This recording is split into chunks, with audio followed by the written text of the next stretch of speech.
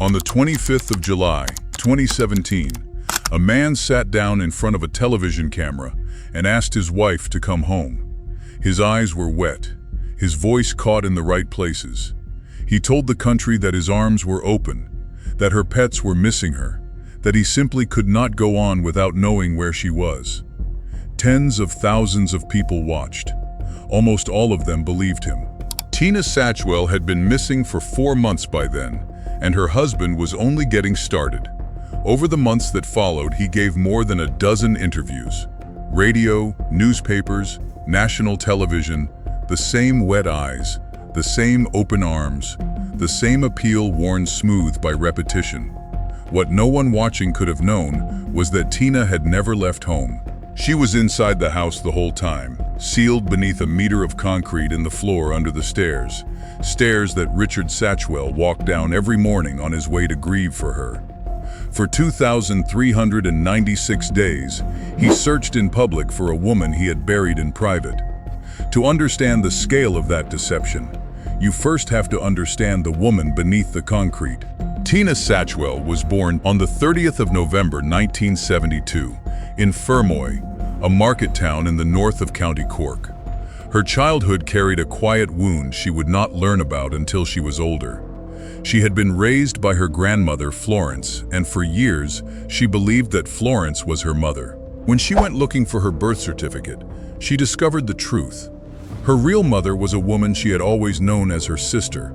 It was the kind of revelation that reorders a person's entire sense of themselves, and it hurt her deeply, though her devotion to the grandmother who had raised her never wavered. As an adult, Tina built a life out of color. Fashion was her passion, an expensive eye for clothes and jewelry that friends remembered long after.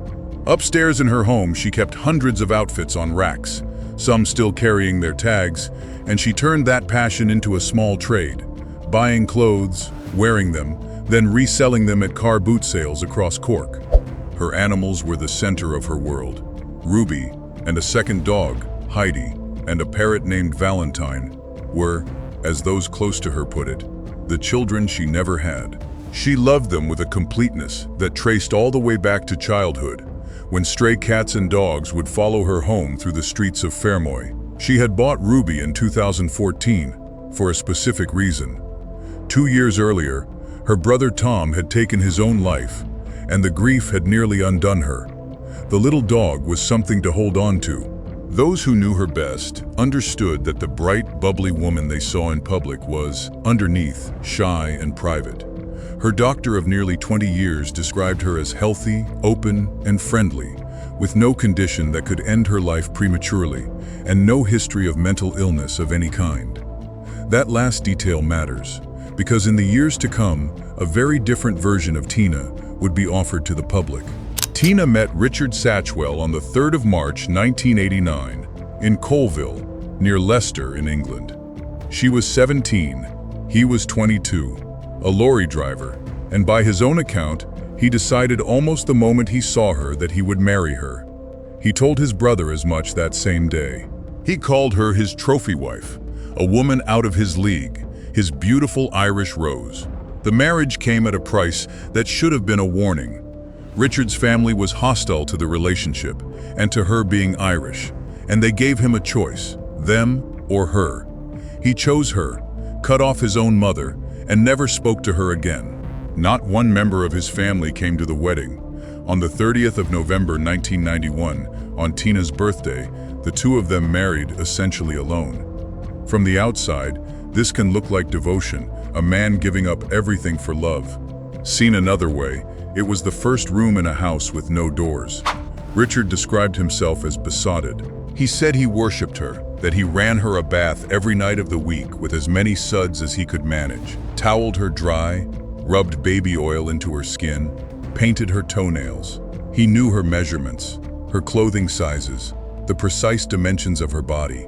To hear him tell it, this was the portrait of a husband who adored his wife. But the people in Tina's life saw the other side of it. Her half-sister, Lorraine Howard, would later describe Richard as obsessive, possessive, controlling, and simply odd. He found fault with every friend Tina made, picking at each one until, one by one, They fell away, and her world grew smaller. He needed to know where she was at every hour. Tina confided in Lorraine that she felt trapped, that she could never leave, because if she did, he would follow her to the ends of the earth. Real control rarely looks like a locked door. It looks like a man who runs your bath every night and knows exactly where you are. There were other things beneath the surface. Between 1999 and 2004, Richard accumulated 14 criminal convictions for theft, for larceny, for social welfare fraud, for public order offenses, and in 2002, he served a month in Cork prison. The couple lived on welfare benefits, with Richard listed as Tina's dependent, their joint account permanently overdrawn. The image and the reality were already a long way apart. In 2016, that distance widened. The couple sold their home in Fermoy and bought a small terraced house, number 3 Grattan Street, in the seaside town of Youghal, for €52,000. They moved that May. For Tina, the move was a kind of erasure. In Fermoy, she was known and loved, woven into a community. In Youghal, she was a stranger. Neighbors would later say they rarely saw her at all, and almost never without Richard beside her. The world that had once held friends and car boot regulars and family had narrowed, by 2017, to 2 people and a house on a quiet street. This was the life Tina was living in the spring of 2017. Isolated, watched, financially squeezed, but, by every account of those who saw her in those weeks, still herself, still bright, still planning the next sale, the next outfit, the next ordinary week. She had no way of knowing how few of those weeks were left. On Sunday, the 19th of March, 2017, Tina and Richard drove to a car boot sale at Carricktohill, about 35 kilometers from home. By every account, it was a good day. Tina was in high spirits. She bought a black jacket, a dress, and an expensive perfume. She ran into a friend, John, who teased her about the idea of meeting another man. Her answer was immediate and certain. She had one man, she said, one man only. She loved him, and she would never so much as look at anyone else. Those were the last words anyone outside her own home would ever hear Tina Satchwell speak. The black jacket and the dress she bought that afternoon were later found hanging over a door inside the house, still unworn. She never got the chance to put them on. What happened inside number 3 Grattan Street in the days after that car boot sale is something only Richard Satchwell can fully describe, and the account he eventually gave came years too late to be trusted on its own. What can be established is what he did next, and what he told the world. On Friday, the 24th of March, Richard got into his car and drove 43 kilometers to the Garda station in Fermoy. He passed his own local station in Youghal to do it. There, he reported that his wife had left home 4 days earlier. The guard who took the report later described him as matter-of-fact, oddly unbothered for a man whose wife had vanished. Richard explained the delay by saying he had assumed Tina simply needed time to clear her head and had gone to stay with family. The story he told was specific. On the morning of Monday, the 20th of March, he said he had made Tina breakfast at around 9:20. Tea, toast, and a special fruit and yogurt he prepared for her. She had asked him, he said, to drive to the Aldi in Dungarvan, 30 kilometers away, to buy fish and food for their parrot. He left around 10:30, returned around noon, and found her gone, along with 2 suitcases and €26,000 in cash he claimed had been kept in a box in the attic. It was a complete account. A husband, a breakfast, an errand, an empty house. And every load-bearing detail in it was a lie. Because while Richard Satchwell described his wife walking out the front door with her suitcases, Tina had not left the house at all. She was a few meters from where he stood, already beneath the floor, and the performance was only beginning. In the days and weeks that followed, Richard Satchwell did not behave like a grieving husband. He behaved like a man clearing out. On the 30th of March, just 10 days after Tina was last seen, he sent a text message to her cousin, Sarah Howard, offering her the family's large chest freezer. The next day, he advertised the same freezer online, free to anyone who would take it away. noting only that it needed a clean. By late April and into May, he was selling Tina's belongings at the very car boot sales where she had been happiest. Her clothes, her Dr. Martens boots, her bags, laid out for strangers to pick through. When friends asked after her, he spun a shifting set of stories. She had a terrible infection from dry rot in the house and had gone to England for treatment. She had lost 4 stone. She had a respiratory illness and could not come to the sales anymore. And then, beginning in the summer of 2017, Richard Satchwell did the thing that would come to define the case. He went on television. Between June 2017 and March 2018, he gave at least 14 recorded interviews. He appeared on national programs, on radio, in newspapers, making himself endlessly available to anyone with a camera. He sat for RTE's Crime Call, for Primetime, for Virgin Media, for the morning shows and the regional stations. On the 25th of July 2017, he looked into a lens and asked Tina to come home, to just ring the guards, to let people know she was all right, because the pets missed her, and he could not go on not knowing. He insisted, again and again, that across nearly 3 decades together, he had never once raised a hand to her. He offered to take a lie detector test, then refused when one was actually arranged for him on live radio, saying he felt tired and unwell. And running underneath all of it was a quieter, uglier project. He had begun to tell the public a new story about Tina, that after her brother's death, she had become unstable, troubled, even violent. It was a portrait flatly contradicted by her family, her friends, and her own medical records. The grieving was a performance. So was the marriage he described. The most convincing grief on Irish television that year belonged to the man who had buried her. For a while it worked, but not on everyone. By late May 2017, a sergeant named John Sheehan had begun to doubt the story.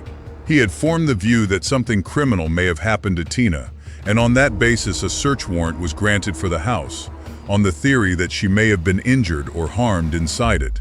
On the 7th of June 2017, less than 3 months after Tina disappeared, Gardaí searched number 3 Grattan Street for around 12 hours. It was described as thorough. They photographed the house room by room, and those photographs would become some of the most haunting images in the entire case. They show a set of stairs that are visibly new and unpainted. They show fresh plasterboard along the side of the staircase. They show a newly built red brick wall underneath the stairwell. A forensic scientist, Dr. Edward Connolly, went through the house with luminol, the chemical that glows where blood has been. He tested the living room, the stairs, Richard's car. Nothing, not a trace, anywhere.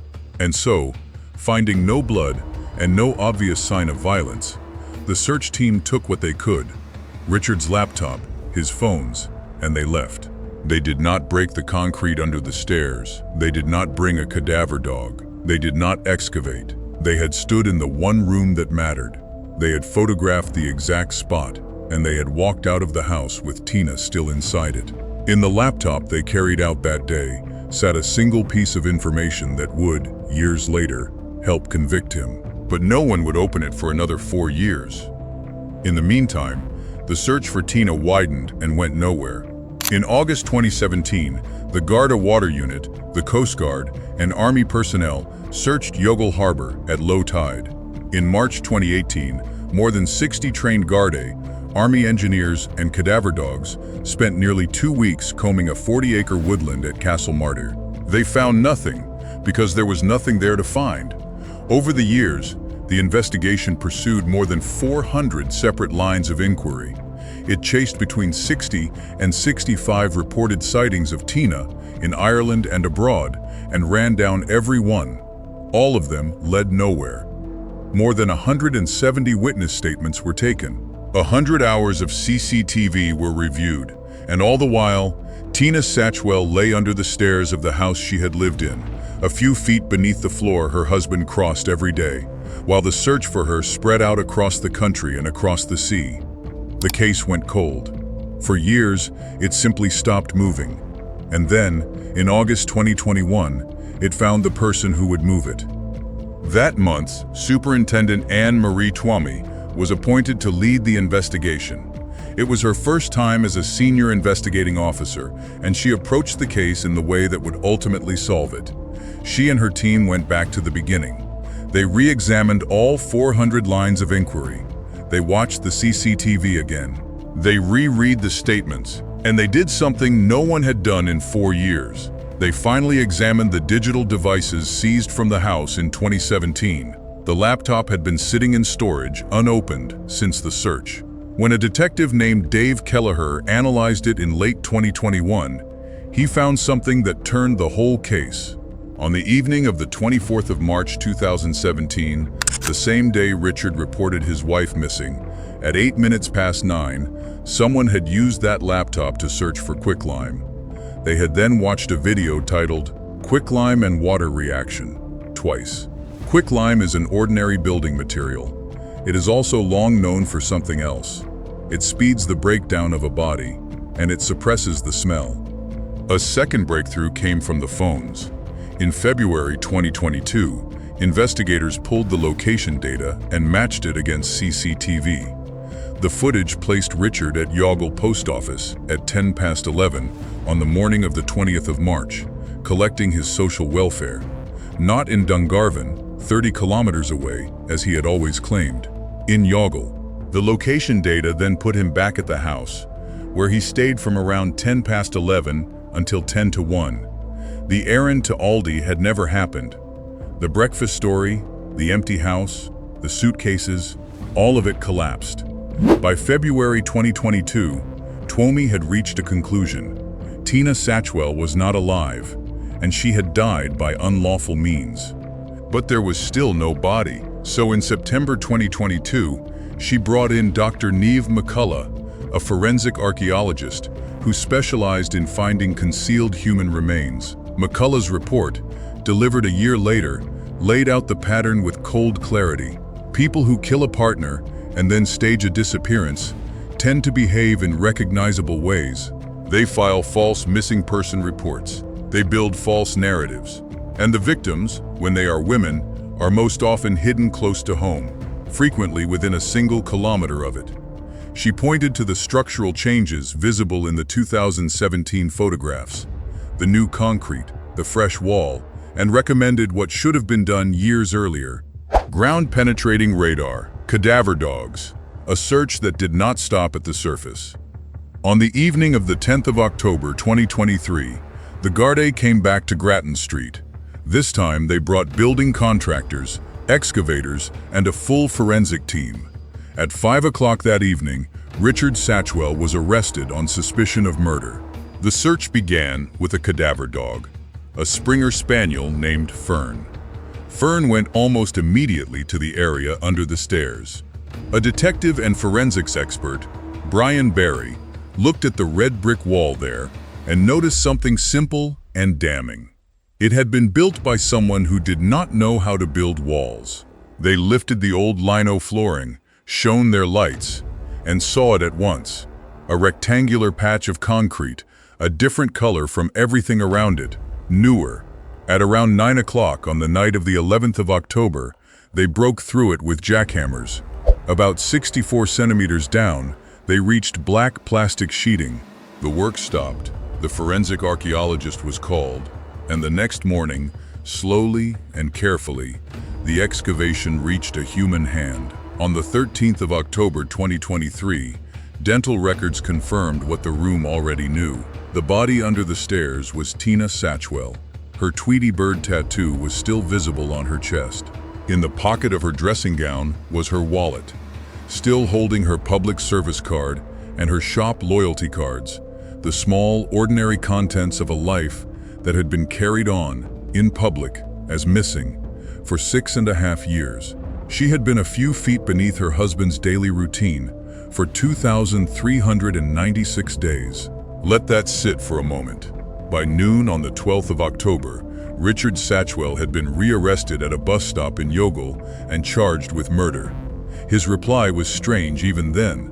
Asked how he answered the charge, he said only, "Guilty or not guilty." And once his wife's body was no longer a secret he could keep, his story changed completely.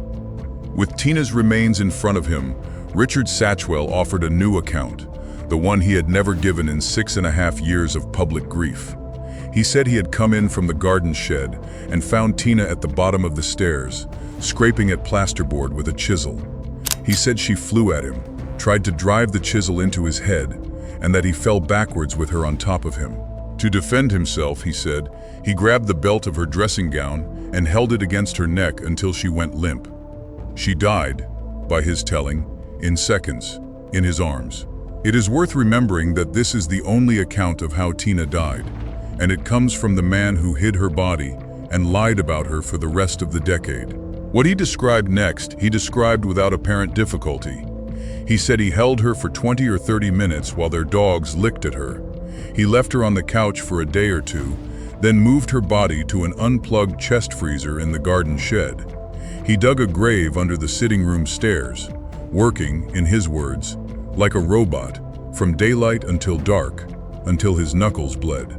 And on the 26th of March, Mother's Day, he took her out of the freezer and buried her, face down, wrapped in the black plastic sheeting they had once used as ground cover at car boot sales. He claimed he had wanted to bury her with dignity. He said he went looking for roses and, because it was Mother's Day, could only find tulips, which he threw into the grave. He said he placed her wedding ring in the pocket of her bathrobe so that she would know the hand that killed her was also the hand that had loved her. No tulips were ever found. The ring was never found either. What was found was the belt of her dressing gown, knotted around her neck and shoulder and body in a way it could never have fallen by accident. Then he had poured a meter of concrete over her and built a wall to hide the seam. Richard Satchwell's trial began in late April 2025 at the Central Criminal Court in Dublin. It ran for 23 days, with more than 50 witnesses. He pleaded not guilty to murder. The lead prosecutor, Geraldine Small, called him an arch manipulator, shamelessly brazen to the very end. The pathologist, Dr. Margot Bolster, told the court she had found no fractures anywhere on Tina's skeleton. The quicklime search, made the very day he reported her missing, was put before the jury as evidence of a guilty mind. The CCTV and the phone data showed, minute by minute, how he had lied. And then the prosecution played the tapes, 14 clips of Richard Satchwell himself, weeping on television, professing his love, insisting his wife was still out there somewhere, shown one after another to the jury that would decide his fate. His defense argued he had lacked the intent to kill. He chose not to testify. The jury deliberated for 9 hours and 28 minutes, and on a Friday afternoon at the end of May 2025, they returned a unanimous verdict: guilty of murder. Richard showed no emotion. Behind him, Tina's family wept. Mr. Justice Paul McDermott imposed the only sentence the law allows for murder: life imprisonment. Outside the court, Tina's cousin Sarah Howard spoke for the family. Tina, she said, was a kind, loving, and gentle soul who loved her animals the way they loved her, and that was how they wanted her remembered. After 6.5 years, the family finally had justice. When her body had been found, 2 years earlier, more than 200 people had gathered for a vigil in Youghal. Many of them brought their dogs. Her ashes were divided between the two people she had loved most. Half were buried with her brother Tom, half with her grandmother Florence, the woman she had once believed was her mother, who had raised her with love. The case was solved, in the end, not by a dramatic break or a stroke of luck, but by a single investigator who decided to look again at everything everyone already had. The laptop had been in storage the whole time. The phone data had been there to pull. The photographs of the new concrete had existed since 2017. Everything needed to find Tina had been sitting in evidence for 4 years, waiting for someone to refuse to accept the story she had been buried under. Tina Satchwell was 45 years old. She loved fashion, and the sea and the animals she called her children. She was shy beneath all that brightness, generous to the people she let close, and devoted to the grandmother who raised her. She had survived a hard truth about her own family and the loss of a brother she adored, and she was still, by every account, planning the next ordinary week of her life when it was taken from her. For 2,396 days, the man who killed her asked a whole country to help find her, and the country believed him. Because the most dangerous lies are not the ones told by strangers. They are the ones told by the people we are certain we already know.